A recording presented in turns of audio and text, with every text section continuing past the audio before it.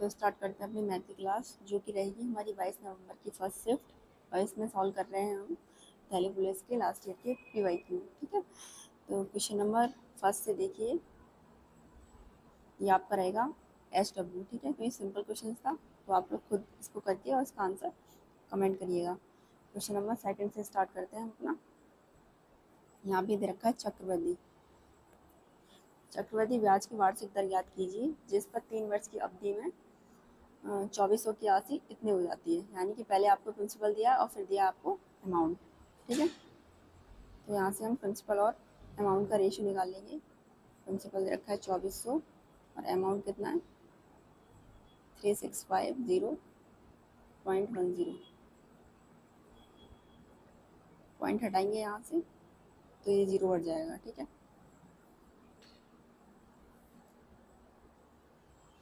दो zero, zero से zero cancel हो जाएगा यहाँ पे। और फिर हम इसको 3 से 3 अट्ठे 24, तो 1 2 3 और 3 से इसको डिवाइड करें। 3 एकम 3, 3 दूनी 6, 3 एकम 3, 3 छः 18, 3 सत्ते 21। ठीक है, अब बात 3 वर्ष के लिए हो रही थी, तो मतलब पावर 3 3 तो इन पे लगेगी। ठीक है, अगर 2 वर्ष की बात होती तो पावर 2 लगती। और क्योंकि की पावर 3 है और ये किसका क्यू है, ये हो गया 20 का क्यू।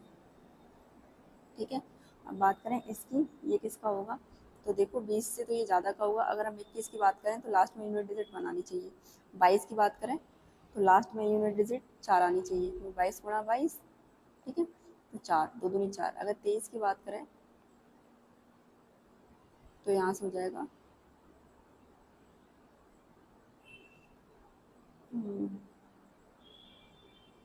3 या 9 और यहाँ पे आ रहा है 7। अरे नहीं, यहाँ मतलब इस तरीके से है, तो 3 या 9, 9 3 27, मतलब लास्ट में आ रहा है यहाँ पे यूनिट डिजिट 7। ठीक है, यहाँ अगर 22 का 2 दूनी 4 दूनी 8, तो यहाँ पे आता 8। क्यों यहाँ पे 7 आ रहा है और लास्ट में यहाँ पे भी 7 दे रखा है, तो ये होगा आपका 23 का क्यू। ठीक है, यूनिट डिजिट से हम देख लेंगे। यूनिट डिजिट से देख के ये होता है कि उस नंबर के पास तक हम पहुँच जाते हैं। ठीक है, तो ये 23 का क्यू होगा और ये होगा 20 का क्यू। अब हमसे पूछा क्या था, वार्षिक दर पूछी थी, यानी कि रेट पूछा था हमसे। ये प्रिंसिपल हो गया। अब यहाँ से प्रिंसिपल और अमाउंट हो क्या गया, प्रिंसिपल हो गया 20, अमाउंट हो गया 23। ठीक है, तो प्रिंसिपल से अमाउंट हुआ 23, कितना ब्याज मिला 3, बटे किस पे मिलेगा, प्रिंसिपल पे, यानी कि 20, और गुणा में क्या हो जाएगा 100। तो 20 से ये 5 बार और 5 दिया 15, यानी कि रेट ऑफ इंटरेस्ट कितना आ जाएगा, वार्षिक ब्याज मतलब जो दर आ जाएगी आपकी वो आ जाएगी 15%। ठीक है, क्वेश्चन नंबर देखिए सेकंड। ये कह रहा है दो शहर ए और बी के बीच की दूरी दे रखी है 480 किलोमीटर है। एक कार ए अपनी मूल चाल की 3/5 चाल से चलना शुरू करती है और निर्धारित समय से 80 मिनट की देर से बी पर पहुंचती है। ठीक है, तो कार की वास्तविक चाल ज्ञात करनी है। तो यहाँ पे चाल ज्ञात करनी है, दूरी उसने 480 किलोमीटर दे दी है, एक तरीके से कांस्टेंट है। तो देखो स्पीड कितनी हुई है 5 से 3, मूल चाल से वास्तविक। ठीक है, तो टाइम अगर जब दूरी कांस्टेंट होती है तो टाइम क्या रहता है, टाइम का रेशियो वही रहता है, मतलब उल्टा हो जाता है 3/5। अब यहाँ देरी हुई कितने की है, यहाँ पे देरी हुई है 2 मिनट। ठीक है, और क्वेश्चन के अकॉर्डिंग दे रखा है 80 मिनट। अगर एक की वैल्यू निकालेंगे तो कितनी आ जाएगी 40। ठीक है, और हम निकालें इसकी क्या चाल निकालें, यानी कि स्पीड वास्तविक, तो 3 गुणा 40, यानी कि ये हो जाएगा 120 मिनट। लेकिन उसने पूछा है कार की वास्तविक चाल ज्ञात कीजिए। तो देखो दूर, वो भी किलोमीटर पर आवर में कह रहा है। दूरी आप लोगों को कितनी दे रखी थी, दूरी आप लोगों को दे रखी थी 1 मिनट। हाँ, दूरी आप लोगों को दे रखी थी 480। यहाँ से ही हमारा टाइम निकल के आया, सॉरी मैंने स्पीड लिख दिया। स्पीड तो हमें निकालनी है क्वेश्चन में, ये निकल के आया आपका टाइम। वो भी मूल से देखो, ये कह रहा है कि मूल चाल की 3/5 से चलना शुरू करती है। तो यहाँ एक तरीके से ये मूल हो जाएगी और ये हो जाएगी वास्तविक, ठीक है, ये वाली मूल और ये वाली वास्तविक। तो हमने टाइम निकाल लिया 3 से इंटू करके, कितना आ गया 120 मिनट। अब हमसे पूछिए चाल, तो चाल बराबर फॉर्मूला यही, दूरी बटे समय। चाल हमें निकालनी है, दूरी कितनी देर की है 480, इसको इधर लिख देते हैं क्योंकि नीचे आ नहीं पाएगा फिर।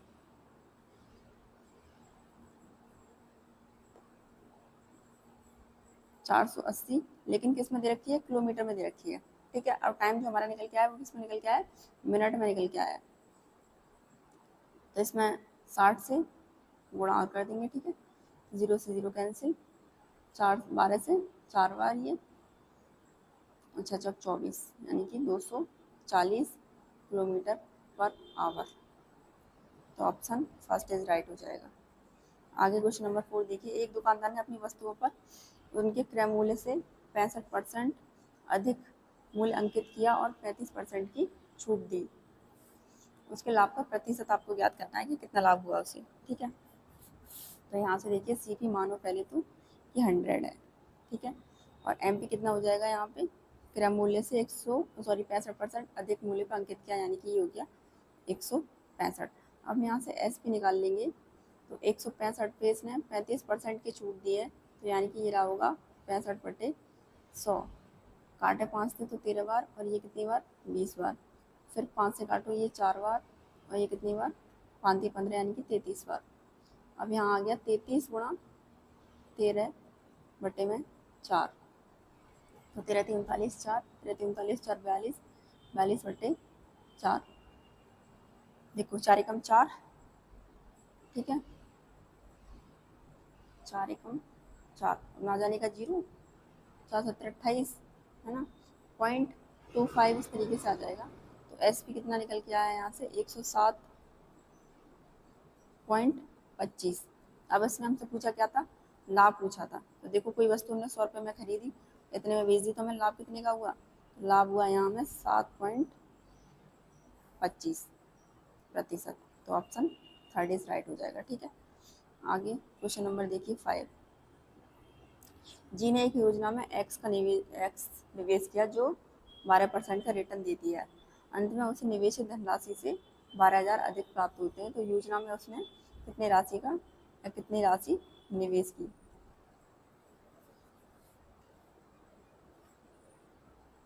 देखो 12% का क्या देती है, रिटर्न देती है, तो 12% की फ्रैक्शन क्या हो जाएगी, 12/100 हो जाएगी, ठीक है। यानी कि 100 से राशि कितनी हुई 112, ठीक है। कितना बढ़ा है यहाँ पे, ये बढ़ी है 12, लेकिन उसने कहा है कि अंत में उससे निवेशित धनराशि से 12,000 अधिक प्राप्त होता है, लेकिन उससे क्वेश्चंस के अकॉर्डिंग, हमारे अकॉर्डिंग मतलब 12, क्वेश्चंस के अकॉर्डिंग कह रहा है कि 12,000 अधिक प्राप्त होता है। तो कितनी बार, 1,000 बार, ठीक है। योजना में उसे कितने की धनराशि का निवेश हुआ, योजना में धनराशि कितनी थी, उसने 100 निवेश किया था, उसमें 100 धनराशि का, ठीक है। तो यहाँ पे 100 गुणा 1 2 3 1,000, तो ये हो गया सीधा 1,00,000, यानी कि ऑप्शन फोर्थ इज राइट हो जाएगा, ठीक है। क्वेश्चन नंबर 6, ये आप लोग खुद ही कर लेंगे, ये भी सिंपल ही क्वेश्चन है, ये भी आपका SW रहेगा, ठीक है। वही क्वेश्चन नंबर 7 पे, वर्ष 2001 में एक कारखाने के उत्पादन में 30% की कमी होती है, लेकिन वर्ष 2002 में उत्पादन में 25% की वृद्धि होती है। इन 2 वर्षों में उत्पादन में हुआ परिणामी परिवर्तन, कमी या वृद्धि क्या है, ये हमें बताना है। तो देखो पहले कह रहा है कि 30% की कमी, ठीक है, फिर कह रहा है 25% की वृद्धि, यानी कि प्लस का 25, ऐसे प्लस माइनस 30 गुणा 25 बट्टे में क्या 100, तो 25 का 100, ठीक है। और ये हो जाएगा यहाँ से कितना -5, और इसको सॉल्व करें तो -30/4, -5, और ये सॉल्व करके आएगा 7.5, तो ये कितना हो जाएगा -12.5%, यानी कि कमी हुई है 12.5 की, ठीक है। क्वेश्चन नंबर 8 देखिए, ए और बी अलग अलग किसी काम को 15-20 दिनों में पूरा कर सकते हैं, ठीक है। यदि बी 1 अक्टूबर से कार्य आरंभ करता है तो वे एकांतर दिनों में कार्य करते हैं, तो कार्य पूरा हो जाएगा, ये पूछा है कार्य कब पूरा हो जाएगा। ए काम करता है 15 दिनों में, बी करता है 20 दिनों में, एलसीएम आ जाएगा 60। और बात करें 15 चौका 60 और 20 दिया 60, ठीक है। अब स्टार्ट कौन करता है? यदि बी 1 अक्टूबर से कार्य आरंभ करता है, बी ने कार्य करना स्टार्ट किया और एक दिन में उसने कितना कार्य किया? 3। फिर ए आएगा, एक दिन में कितना काम करके चला जाएगा? 4। टोटल काम हुआ कितना? 7। टोटल दिन हुए कितने? 2। हमें काम कराना है 60, लेकिन अगर हम इसमें गुणा करके देखें 7 8 56 और 7 नाम 63, 63 तो ज़्यादा हो जाएगा क्योंकि हमें 60 कराना है, तो इसमें हम गुणा करेंगे 8 से, 7 8 56 और यहाँ पे भी गुणा करेंगे 8 से, तो ये हो जाएगा 8 दूनी 16। क्योंकि बी आ गया, ए आ गया, अब किसकी बारी होगी? अब फिर से बारी होगी बी की। और बी आएगा, एक दिन में कितना काम करेगा? ये करेगा 3 काम। तो कितना हो गया? ये हो गया। अब यहाँ पे आ जाओ 59 और दिन कितने हो गए? 17, ठीक है। अब हमें सिर्फ एक काम की जरूरत है क्योंकि यहाँ पे हमारा टोटल काम ये हुआ है 59, लेकिन हमें कराना कितना था? 60। अब आएगा ए, और ए एक दिन में कितना काम करके जाएगा? 4, लेकिन हमें सिर्फ कराना कितना है? 1, ठीक है। हमें सिर्फ एक काम कराना है, तो ये कितने दिन लेगा? 1 सही 1/4, ठीक है। तो टोटल काम कितना हो जाएगा? 60। टोटल दिन कितने हो जाएंगे? टोटल दिन हो जाएंगे 17 सही 1/4, ठीक है। तो देखो ये 1 अक्टूबर से कार्य प्रारंभ कर रहा है, ठीक है। और यहाँ ऑप्शंस देखो 19 14 8 9, 1 अक्टूबर से स्टार्ट किया, 17 दिन तो इसको ये लग गए पूरे के पूरे, ठीक है। तो मतलब इसको ये 18 अक्टूबर तक काम कंप्लीट कर लेगा, ठीक है। तो इतने दिन लग जाएंगे इसको, ये हमारा आंसर हो जाएगा। आगे क्वेश्चन नंबर देखिए 9। किसी राशि को 3 वर्ष के लिए एक निश्चित दर पर साधारण ब्याज पर निवेश किया गया, यदि इसे 5% अधिक पर निवेश किया गया होता तो इस पर 270 अधिक ब्याज प्राप्त होता।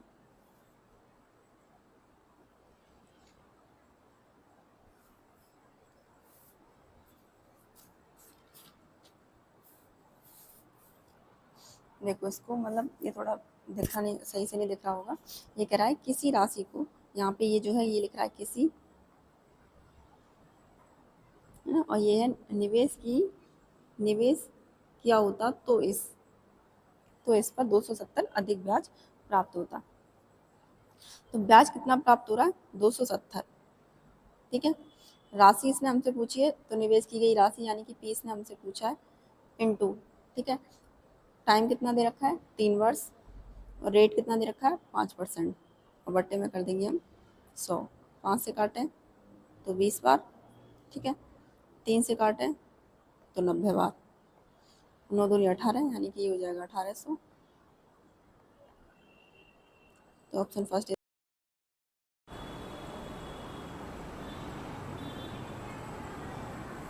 क्वेश्चन नंबर 11 देखिए, वह छोटी से छोटी संख्या कौन सी होगी जिसे 15, 30 और 45 से विभाजित करने पर प्रत्येक स्थिति में कितना शेषफल बचता है? 8, ठीक है। तो यहाँ से ऑप्शन से हम अगर लें, ऑप्शंस की बात करें तो जैसे सबसे पहले 98 से स्टार्ट करते हैं या फिर 83 से कर लेते हैं। 83 में से माइनस करते हैं 8, तो कितना आएगा? ये आएगा आपका 75, ठीक है। उसके बाद बात करें हम 98 में से माइनस करते हैं 8, तो कितना आएगा? 90। फिर 113 में से माइनस करें 8, तो कितना आएगा? लिख लेंगे अभी। और 94 में से माइनस करें 8, तो ये कितना आ जाएगा? 86, ठीक है। अब ये कह रहा है कि इसे 15, 30 और 45 से, ये 15, 30 और 45 से विभाजित होनी चाहिए। 15 का मतलब क्या है?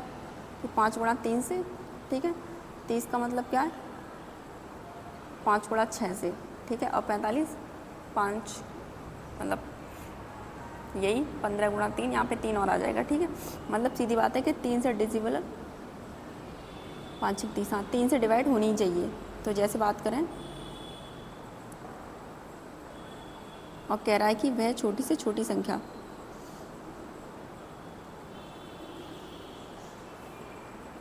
ठीक है। अगर ये इसकी बात करें तो देखो ये 2 गुणा 3 हो जाएगा यहाँ पे, ठीक है। तो 75 2 से डिवाइड तो होगा नहीं, इसलिए ये हट जाएगा।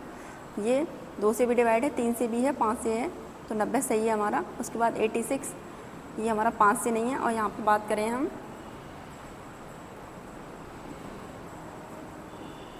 तो ये 5 और ये 1 इधर, यानी कि 9, ठीक है, मतलब इतना आएगा 95। तो ये भी हमारा किससे 2 से डिवाइड नहीं है, तो यहाँ पे ऑप्शन यानी कि 98 सही हो जाएगा, क्योंकि कि ये 90 जो आ रहा है हमारा 8 माइनस करने के बाद, ये 2 से, 3 से, 5 से, सभी से डिविजिबल, मतलब सभी से डिवाइड है, ठीक है।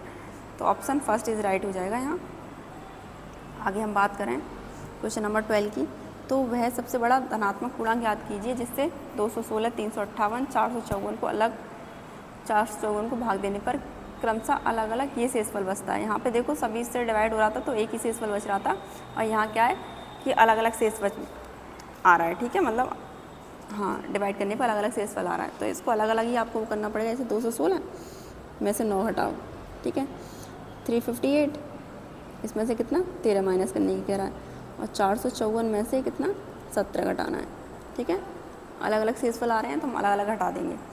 ये घटाने के बाद 207, 13 माइनस करेंगे तो 345, और 17 माइनस करेंगे तो 437, ठीक है, ये आ जाएगा हमारा। अब देख लें इनमें से किस ऑप्शन से ये संख्या डिवाइड है या कट जाएंगी। तो देखो सबसे पहले 407, 23 से कट जाता है कितनी बार, 9 बार। बाकी ये दोनों तो 23 से कटेंगे नहीं, ठीक है, तो यहाँ सीधा सीधा हमें दिख रहा है कि 407 23 से 9 बार, तो हमारा ऑप्शन थर्ड इज यहाँ पे राइट हो जाएगा, ठीक है। बाकी आप चेक कर लेना कि 23 से ये कौन सा नंबर डिवाइड हो रहा है या कट रहा है। सॉरी 23 से, हाँ ये तीनों ही कट रहे होंगे, ठीक है। बाकी 17 से और 27 से, 29 से, इनमें से कोई एक डिवाइड नहीं हो रहा होगा, ये देखना है आपको, ठीक है। 23 से मैंने यहाँ देख लिया था 207 सीधी सीधे डिवाइड हो रहा है। अब बात करें ये 345 तो ये भी डिवाइड हो जाएगा, और 337 भी, ठीक है। हम क्वेश्चन नंबर 13 देखते हैं कि एक स्कूल में लड़कों और लड़कियों की संख्या का अनुपात दे रखा है, यानी कि बॉयज़ और गर्ल्स का रेशियो दे रखा है 6 अनुपात कितना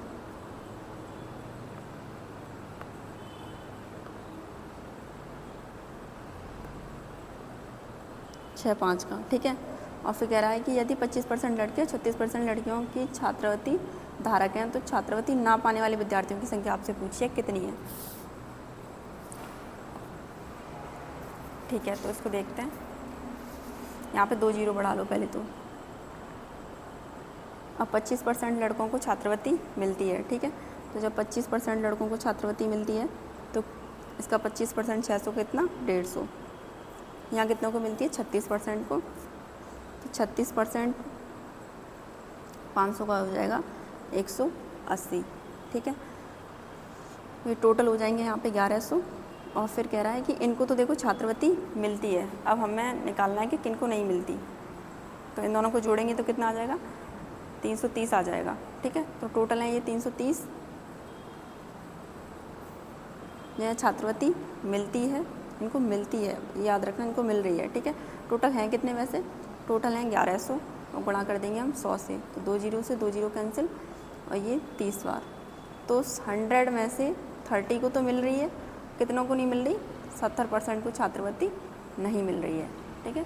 तो हमारा आंसर हो जाएगा ऑप्शन 4 इज राइट हो जाएगा। क्वेश्चन नंबर देखिए 14, ये कह रहा है कि find the cost of painting a spherical ball, radius उसकी दे रखी है, और रेट ऑफ जो लग रहा है उस पर वो 10% सेंटीमीटर स्क्वायर है। तो यहाँ पे आपको स्पेरिकल पेंटिंग है ना, स्पेरिकल बॉल यानी कि वृत्ताकार की बात हो रही है, तो ये हो जाएगा 4πr², ठीक है। अब यहाँ पे बस इसको सॉल्व करना है, 4π की वैल्यू 22/7, और रेडियस कितनी 14 गुणा 14, और पैसे कितने मतलब, तो यहाँ कर देंगे हम गुणा 10 से, रेट जो है उसका 10/सेंटीमीटर² है, ठीक है। तो 7 से ये कितनी बार 2 बार, और ये हो जाएगा यहाँ पे 4 गुणा 44 गुणा 14 गुणा 10, ठीक है।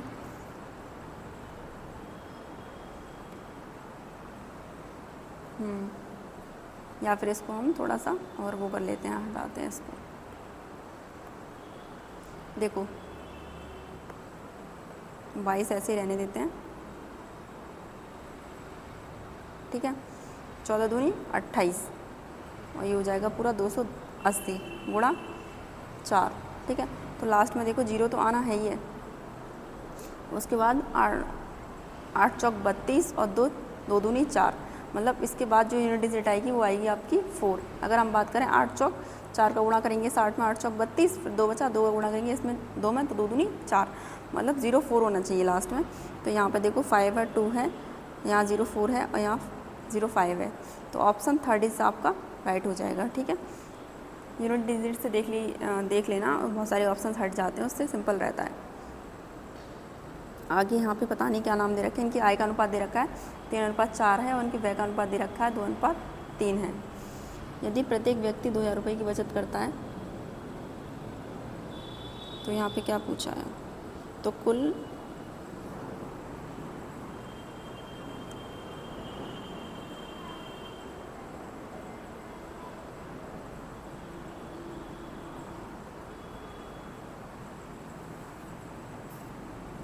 एक मिनट, तो इसकी कुल आय और कुल व्यय का अनुपात पूछा है। देखो दिख तो नहीं रहा था यहाँ पे, शायद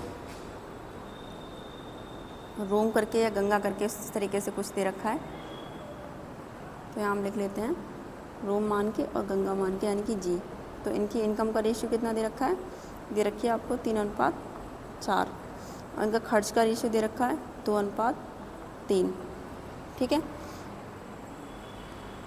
यहाँ से अब पूछा क्या है, यदि प्रत्येक व्यक्ति की बचत, इनकी इनकम है ये और इनका खर्च है ये, इनकम कितनी हो गई इनके टोटल 7, खर्च कितना हो गया टोटल 5, तो बचत कितने की हो गई 2 की, और क्वेश्चन के अकॉर्डिंग कितनी की है 2000 की, तो यहाँ से ये कितना आया 1000, ठीक है। अब पूछा क्या है कि कुल आय और कुल बचत, कुल आय कितनी हो जाएगी, इसमें गुणा कर देंगे तो ये 7000, और कुल व्यय पूछा है यानी कि खर्च, तो ये हो जाएगा आपका 5000, ठीक है। यहाँ 0 से 0 कैंसिल,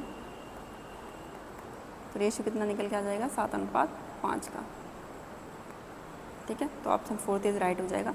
कुछ नहीं था, यहाँ से कुल आय इन दोनों को जोड़ देंगे 7, कुल व्यय जोड़ देंगे 5, इनका अंतर ले लेंगे 2, क्वेश्चन के अकॉर्डिंग कह रहा है 2000 है। उसके बाद उसने पूछा भी यही था कि कुल आय और कुल व्यय कितना है, तो कुल आय हमारी ये हो गई थी 7 और कुल व्यय ये हो गया था 5, इसमें 1000 का गुणा कर देंगे 7000 5000 और रेशियो आ जाएगा 7:5।